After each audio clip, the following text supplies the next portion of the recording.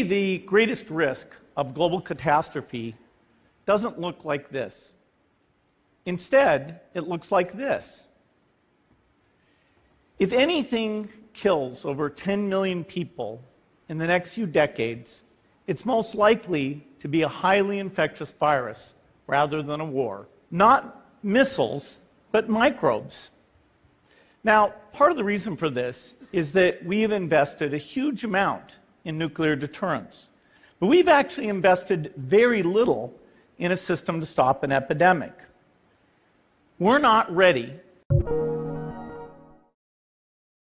The most urgent invention in the world right now is a vaccine that prevents you from getting COVID-19. What vaccines do is they teach your immune system about the pathogen. This is the coronavirus, and this shape on its outside is called the spike protein. It grabs on to the cells in your body that have a particular receptor and get that cell to make billions of copies of this virus. The first time that you're exposed to this virus, it takes literally days for your immune system to realize that it's a bad thing.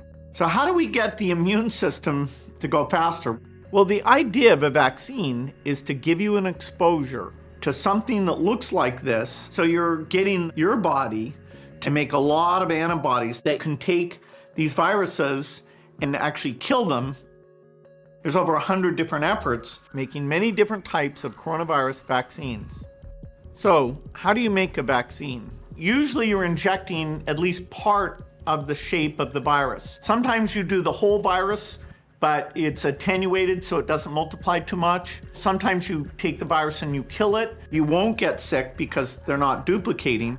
What's typically done is you just take either a piece of the virus or just the spike, that thing on the surface, and you put it on something else. So there's no risk at all of causing the disease. One final way that's new and is promising is called the RNA vaccine. With RNA and DNA, instead of putting that shape in, you put instructions in the code to make that shape.